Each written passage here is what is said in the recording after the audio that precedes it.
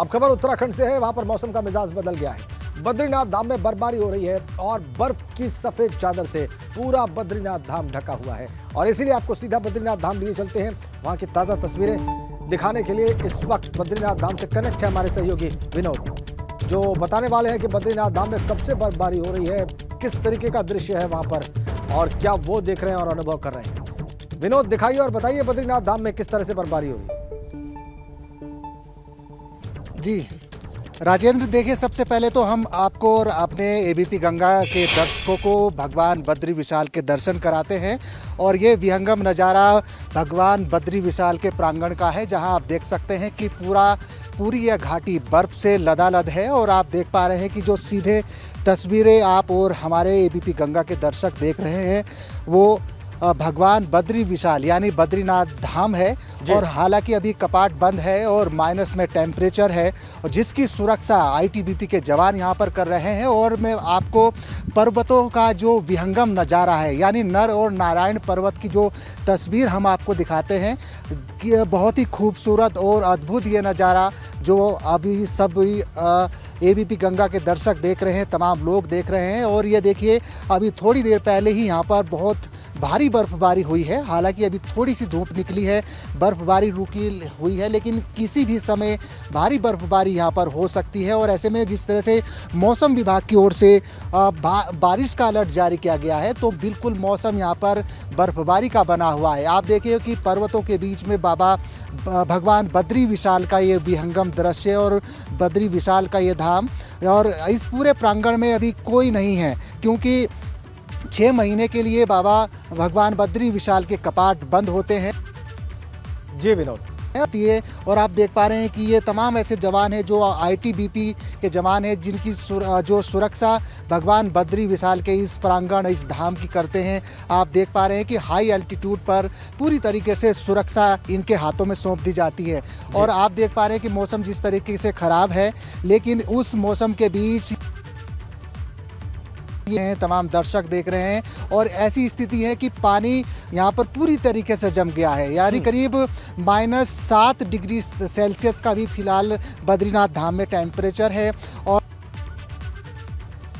ऊपर पर्वतों पर बिल्कुल बर्फ जमी हुई है। और ये ऐसा नज़ारा है राजेंद्र कि जो कोई इस नज़ारे को देखता है, बिल्कुल बहुत ही अच्छी उसको अद्भुत प्राप्ति होती है, काफ़ी अच्छा उसको महसूस होता है। लेकिन इस सन्नाटे के बीच में एबीपी गंगा आज भगवान बद्री विशाल के दर पहुंचा है। तमाम दर्शकों को भगवान बद्री विशाल के दर्शन करा रहे हैं।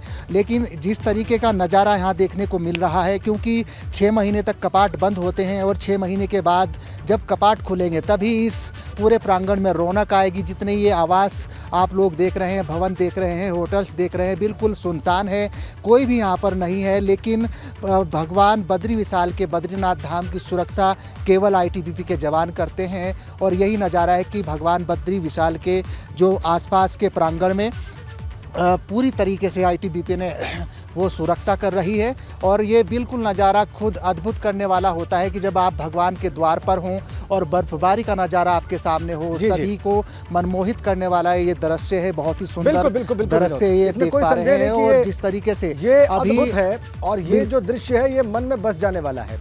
सफेद बर्फ से ढकी हुई चोटियां हैं, सफेद बर्फ से ढका हुआ पूरा धाम है, खाली है, लेकिन इसके बाद भी वहां के दृश्यों की अनुभूति गजब की है। और हमारे दर्शकों ने निश्चित रूप से इसका आनंद लिया होगा। जो दृश्य भी आपने दिखाए हैं विनोद, आप कह रहे हैं 0 से भी 7 डिग्री सेल्सियस नीचे है तापमान इस वक्त, और उसमें बर्फ से ढकी है नर नारायण की चोटियां। निश्चित रूप से अद्भुत दृश्य। बहुत बहुत धन्यवाद इन दृश्यों के लिए विनोद आपका और इन तस्वीरों के लिए। तो लाइव तस्वीरें आपने देखी। शुरुआत एक बड़ी खबर के साथ। यूपी में संगठन को मजबूत करने में जुटी है भारतीय जनता पार्टी और यूपी भाजपा अध्यक्ष भूपेंद्र चौधरी का बयान भी आ गया है। 5 फरवरी तक जिलों की बैठक होगी, ये उन्होंने कहा है। 12 फरवरी तक मंडलों की बैठकें होंगी और 2019 में जिन सीटों पर हारे उन पर खास तैयारी की जाएगी। थर्ड फ्रंट को लेकर भी भूपेंद्र चौधरी ने निशाना साधा है। चुनाव के वक्त ऐसे कई फ्रंट सामने आते हैं। जनता का विश्वास सीएम योगी और पीएम मोदी पर है। भूपेंद्र चौधरी ने यह बयान दिया है।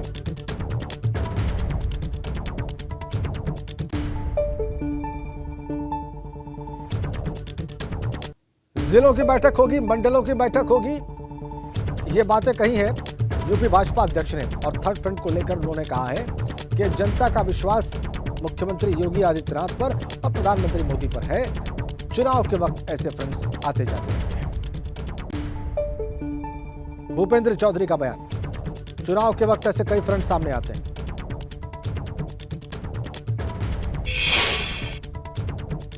हमारे साथ में भाजपा के प्रदेश अध्यक्ष भूपेंद्र सिंह चौधरी जी हैं, उन्हीं से बात करते हैं।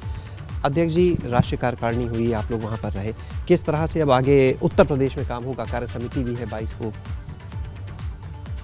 राष्ट्रीय कार्य समिति की बैठक में जो हमारे संगठन के कार्य हैं और भविष्य में हम लोगों को किस प्रकार से पार्टी की नीतियों का, गतिविधियों का संचालन करता है, इसका मार्गदर्शन हमारे राष्ट्रीय नेतृत्व के द्वारा, माननीय राष्ट्रीय अध्यक्ष जी के, माननीय प्रधानमंत्री जी के द्वारा दिया गया। उसी के क्रम में उस विषय को नीचे तक पहुंचाने के लिए 22 तारीख को प्रदेश कार्य समिति की बैठकें हैं, 5 तारीख तक सभी जिलों की बैठकें करनी है और 12 तक मंडलों तक की बैठकें करनी है। और जो भी संगठनात्मक विषय हैं, उन संगठनात्मक विषयों के आधार पर अपनी बात जनता के बीच में ले जाएंगे। और जो हमारे देश के प्रधानमंत्री जी का संकल्प है कि सब लोगों की में गतिविधि बढ़ानी है, समाज के सब तबकों को भाजपा के साथ जोड़ना है, उसे लेकर आगे बढ़ेंगे। अध्यक्ष जी, जिस तरह से बात करें, 80 सीटें हैं, उत्तर प्रदेश सबसे बड़ा राज्य है, सबसे ज़्यादा फोकस में भी रहता है, खुद प्रधानमंत्री जी यहाँ से सांसद हैं, तो उत्तर प्रदेश को लेकर जाहिर सी बात है खास फोकस रहा होगा इन सब जगह पर।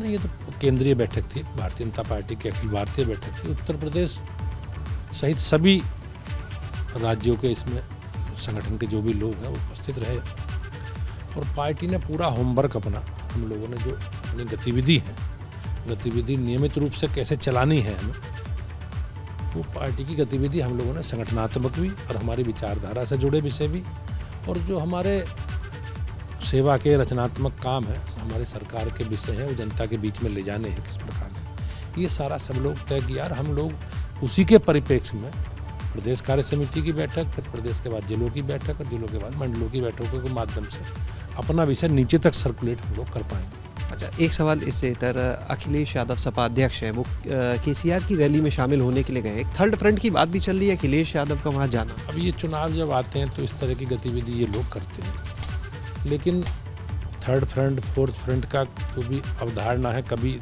देश की राजनीति में सफल नहीं हो पाई। और देश की और प्रदेश की जनता एक स्थायी सरकार चाहती है, स्थायी नेतृत्व चाहती है, और वो स्थायी नेतृत्व मोदी जी के रूप में भारतीय जनता पार्टी के पास है। और लगभग 9.5 वर्षों से भारतीय जनता पार्टी की सरकार मोदी जी के नेतृत्व में चल रही है और हमारी सरकार गरीब कल्याण से जुड़े विषयों पर लेकर बहुत अच्छा काम सरकार ने किया है और उन सब विषयों को लेकर जनता के बीच में हम लोग जाएंगे। क्या लगता है अखिलेश यादव का चेहरा इतना बड़ा राष्ट्रीय चेहरा है कि कोई इम्पैक्ट डाल पाए भविष्य की राजनीति में, असर कोई दिखे जिस तरह से सब रैलियां चल रही हैं? मेरा तो यही कहना है कि इस तरह की गतिविधि चुनाव के समय ही होती है। इस तरह के गठबंधन, इस तरह के अलायंस, तीसरे चौथे अलायंस मोर्चे जब बनते हैं, लेकिन चुनाव के बाद सब बिखर जाते हैं और ये कोई वैचारिक विषय नहीं है, इनकी कोई विचारधारा आपस में मेल नहीं खाती है। कैमरा सहयोगी प्रमोद के साथ शैलेश अरोरा, एबीपी गंगा, लखनऊ। आइए आपको 24 के चक्रव्यूह के लिए चौधरी प्लान क्या है वो बता देते हैं। यूपी में संगठन को मजबूत करने की तैयारी है जी। 22 जनवरी को प्रदेश कार्य समिति की बैठक लखनऊ में होगी और 5 फरवरी तक जिला स्तर की बैठकें होंगी। 12 फरवरी तक मंडल स्तर की बैठकें होंगी और फिर संगठनात्मक विषय के आधार पर जनता के बीच पार्टी के नेता जाएंगे। सभी तबकों को भाजपा के साथ जोड़ना मकसद है और 2019 में जो सीटें बीजेपी ने गंवा दी उन पर खास फोकस है। हारी सीटों पर पार्टी के अलग अलग कार्यक्रम तय होंगे। गरीब कल्याण की योजनाओं को जनता तक पहुंचाने का लक्ष्य है। गरीब कल्याण के लिए सरकार ने अच्छा जो काम किया है उसको गिनाया जाएगा, उसको हाईलाइट करके जनता के बीच में रखा जाएगा और ये है चौधरी प्लान। अब बड़ी अपडेट देहरादून से है। विंडलास बिल्डर्स के ठिकानों पर सीबीआई ने छापे मारे हैं। प्रॉपर्टी डीलर के कई ठिकानों पर एक साथ रेड की गई है और विंडलास बिल्डर्स के ठिकानों से दस्तावेज जुटा रही है सीबीआई। प्रॉपर्टी खरीद के मामले में राजपुर थाने में केस दर्ज हो गया है। करोड़ों रुपए की जमीन से यह मामला जुड़ा हुआ है। विंडलास बिल्डर्स के ठिकानों से दस्तावेज जुटा रही है सीबीआई की टीमें। एक साथ कई जगहों पर छापे देहरादून में। राज्य सरकार के आग्रह के बाद यह सीबीआई जांच हो रही है। प्रॉपर्टी डीलर के कई ठिकानों पर एक साथ छापे मारे गए हैं और दस्तावेज जुटा रही है सीबीआई की टीमें। केस भी दर्ज हो गया है राजपुर थाने में। करोड़ों रुपए की जमीन से जुड़ा हुआ मामला है। विंडलास बिल्डर्स पर सीबीआई के छापे।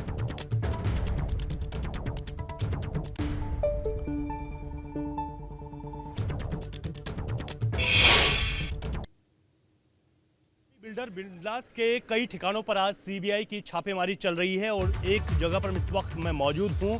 ये वही विवादित जगह है जहां पर थाना राजपुर में एक मुकदमा भी इसको लेकर दर्ज है और इस तरह के जो तकरीबन बताए जा रहे हैं कि 6 से 8 ऐसे ठिकाने हैं जहां पर इस तरीके की छापेमारी चल रही है। ज़मीन के मामलों को लेकर हमेशा ही बिल्डर विंडलास जो है कहीं ना कहीं विवादित रहा है और ये माना जा रहा है कि राज्य सरकार की ओर से एक मामले को लेकर सीबीआई जांच के आदेश दिए गए थे और इस मामले में सीबीआई ने जांच अपनी तेज कर दी है। विंडलास के ठिकानों पर दस्तावेजों की खोज शुरू हो गई है और यही नहीं, तकनीकी उपकरणों की भी जांच की जा रही है। इससे संबंधित जो लोग हैं उनसे पूछताछ की जा रही है। तमाम जो विंडलास की जितनी भी प्रॉपर्टी है वहां पर सीबीआई की राजधानी देहरादून में इस तरीके की छापेमारी चल रही है। करोड़ों रुपए की जमीन से जुड़े हुए ये मामला बताया जा रहा है। कई बिल्डर भी प्रॉपर्टी की खरीद फरोख्त में शामिल बताए जा रहे हैं। तो इस तरीके की जो सीबीआई की जो छापेमारी है वो लगातार देहरादून के कई ठिकानों पर जारी है और इसमें देखना होगा कि क्या इसमें महत्वपूर्ण दस्तावेज सीबीआई के हाथों लगते हैं और किस तरीके की ये जो छानबीन है ये आगे बढ़ती है, ये बड़ा महत्वपूर्ण है। लेकिन फिलहाल जो तमाम ठिकाने हैं उन ठिकानों पर जो छापेमारी की जो कार्रवाई है वो जारी है और तमाम ठिकानों पर सीबीआई के जो अधिकारी हैं वो दस्तावेजों को खंगाल रहे हैं और जानकारी जुटा रहे हैं कि जिस तरीके से तमाम जो विवादित जो बिल्डर्स के मामले सामने रहे हैं उनमें क्या कुछ खास चीज़ें सामने निकल कर आती हैं और फिर किस तरीके की आगे की कार्रवाई होती है। सहयोगी क्रिस्टोफर लॉरेंस के साथ रवि कैंथ्रोआ, एबीपी गंगा, देहरादून। आइए आपको बताते हैं कि सीबीआई ने किस मामले में ये छापा मारा है। देहरादून में विंडलास बिल्डर्स के वहां ये कई ठिकानों पर छापे मारे जा रहे हैं। कई ठिकानों पर छापा मार के दस्तावेज जुटा रही है सीबीआई की टीम। ताबड़तोड़ सीबीआई की 4 टीमों की छापेमारी विंडलास बिल्डर्स के ठिकानों पर जारी है। जमीन खरीद फरोख्त मामले में ये छापे मारे जा रहे हैं और सुधीर विंडलास पर सरकारी जमीन कब्जाने का आरोप है। गैर सरकारी संपत्तियों को भी कब्जाने का आरोप है विंडलास बिल्डर्स के ऊपर और देहरादून के बड़े बिल्डर हैं सुधीर विंडलास और राज्य सरकार के कहने के बाद ये सीबीआई के छापे पड़ रहे हैं। आपको सीधा देहरादून लिए चलते हैं और ताज़ा अपडेट्स लेकर हमारे साथ जुड़ चुके हैं रवि कैंथ्रोआ हमारे सहयोगी देहरादून से। रवि, 4 ठिकानों पर छापे की खबर मैंने अभी दर्शकों को बताई है, लेकिन इससे जुड़ा सबसे ताज़ा अपडेट और सबसे महत्वपूर्ण दृश्य दिखाने के लिए क्या आपके पास?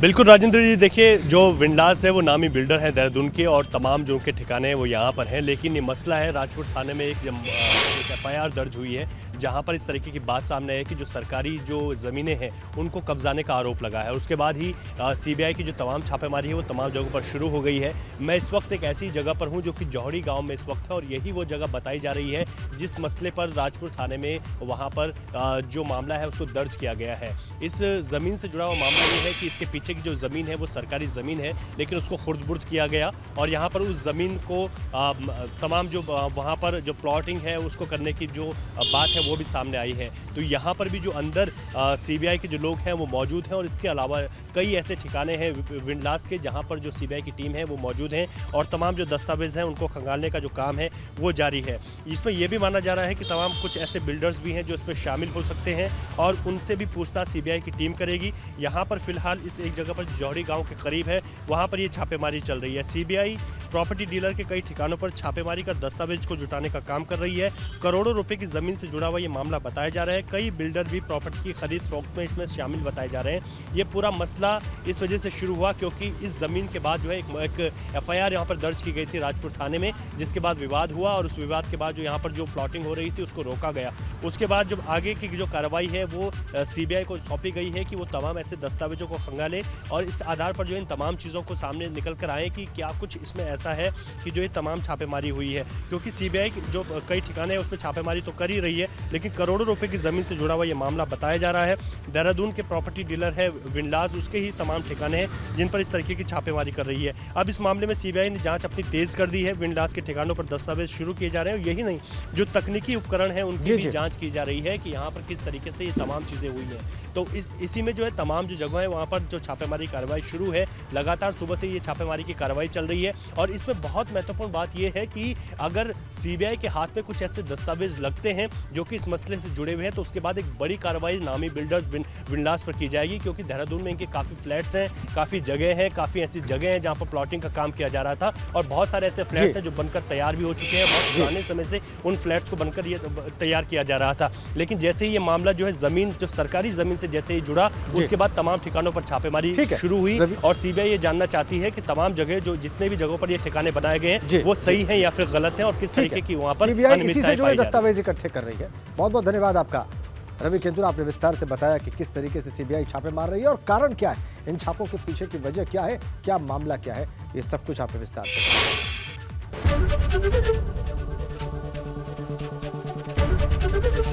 एबीपी गंगा, खबर आपकी, जुबान आपकी।